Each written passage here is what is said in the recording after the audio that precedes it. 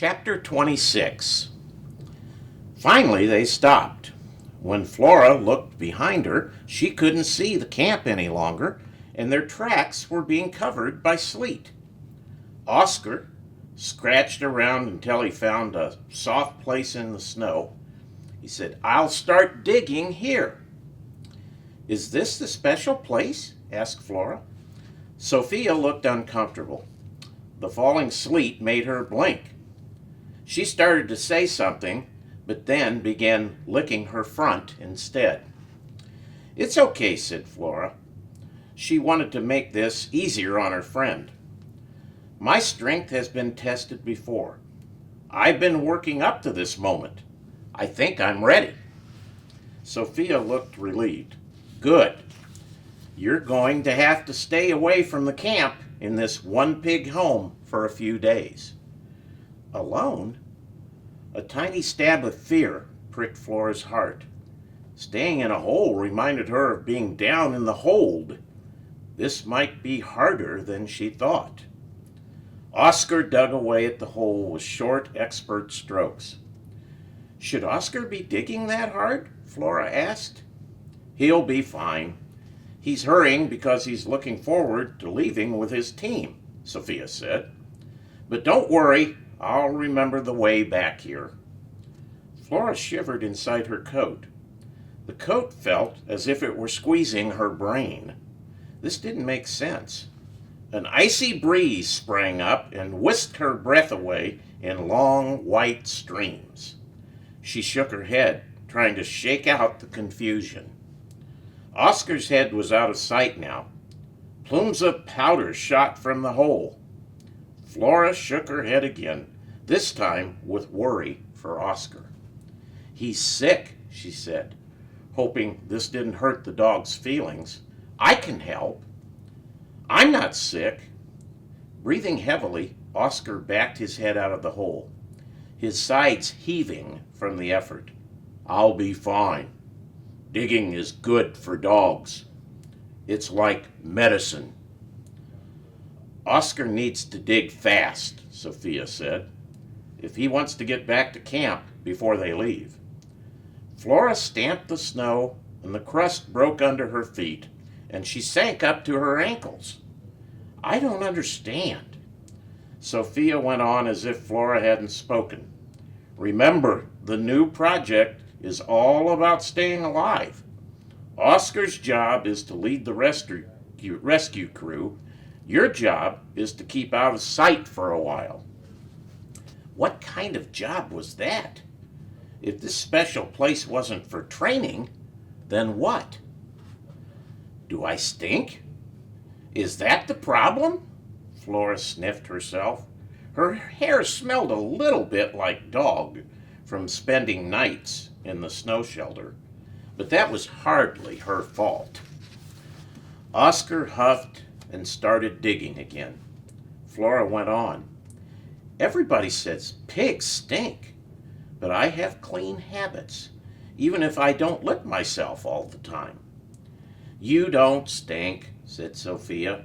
"Do you think I would curl up next to you every night if you were a stinky pig? I'll come back after the dogs have gone." "What? What are you talking about?" "Oscar, stop ignoring me." Flora's voice trembled now, but she didn't care. If he could hear her with his head inside the hole, he didn't show it. "Stop digging," she shouted into the wind. She moved to stop Oscar. Sophia stepped in front of Flora. "Oscar is saving your life," she said. "Don't you understand? You're in terrible danger." Flora sat down with a thump in the snow. "I'm in danger?" Oscar backed up and out of the hole to catch his breath, and Flora continued. "I don't need a special place for a sled pig. Having an adventure is like medicine." Sophia gave her a pitying look. "They didn't bring you along to be a sled pig." "They didn't?" Flora looked at Oscar. "Nope." He shook his head. If you're saying that because you're sick and you're afraid I'll take over your lead dog spot, Flora faltered and then went on. You should know you don't have to worry. I won't. Oscar turned back to the hole. I'll clean out the last little bit. It's almost ready. Flora jumped up. Why won't someone just say what's going on? Calm down, said Sophia. He's digging you a hiding place, a new home for a little while, until the danger is past. But I want us to face the danger together, like a team. Sophia glared at Flora. I don't need a team, remember? And I'm cold and wet. This business of trying to keep others safe is starting to put my whiskers in a knot. Flora paced in an angry circle, churning up the ice and snow under her feet. She paid no attention to the sharp edges nicking her legs. It was just like Sophia to forget how she had needed help with the rats. I haven't been any trouble. Flora stopped pacing. Wait a minute. Are you trying to get rid of me? Oscar cleared his throat, as if he wanted to say something, but panted instead. Yes, she understood now. You're afraid of me, both of you. You know I'm strong, and you think I'll take all the credit. Well, I can see through your plan, and I have another plan. Goodbye. Flora marched off with her head high in the air. Oscar's voice floated through the wind to her. Oscar's voice floated through the wind to her. Where are you going? Back to camp, Flora answered without turning around. Then she realized she had no idea which direction camp was. She stopped and cast her head back and forth, trying to remember. Nothing was familiar.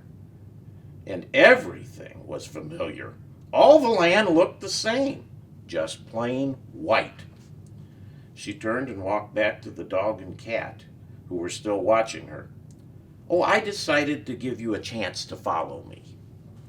Sophia's tail swished impatiently in the snow. A sled dog would never lose his way back home. Flora looked at Oscar, who blinked and shifted his feet. A sled dog has an unfailing sense of direction, said Sophia.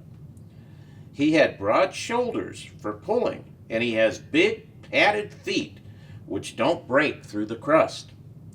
Flora looked at the ground where her hoofs had chopped up the snow and ice. She felt miserable, lost, and terribly lonely, even though she was not yet alone. Let's pretend you're right for a minute. Why would they have brought me along if it wasn't to be a sled pig? Sophia shook snow off her shoulder.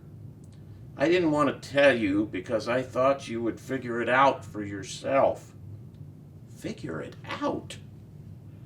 The wind seemed to stop for a moment, and silence filled Flora's ears. Food, said Sophia. Chapter 27. Flora's head felt light. She felt sick and wanted to lie down. She sat with a thud. Oscar sighed. Pulling is for dogs. Do you think Amos likes you because of your personality? Think about it, said Sophia. They want you on their adventure, all right, but not for the reason you think. No, Flora whispered. But the signs were all there. She had a purpose on this expedition, and it had nothing to do with how smart she was, or how brave or strong. She was food. Oscar turned and sniffed at the hole he had finished. He gave the piled snow at the entrance a swipe. I think it's big enough now. Flora stood up and backed into it. Her ears were ringing, and she barely noticed when her friends said goodbye. Sophia stopped once and looked back, but it had begun to snow, and they were soon out of sight.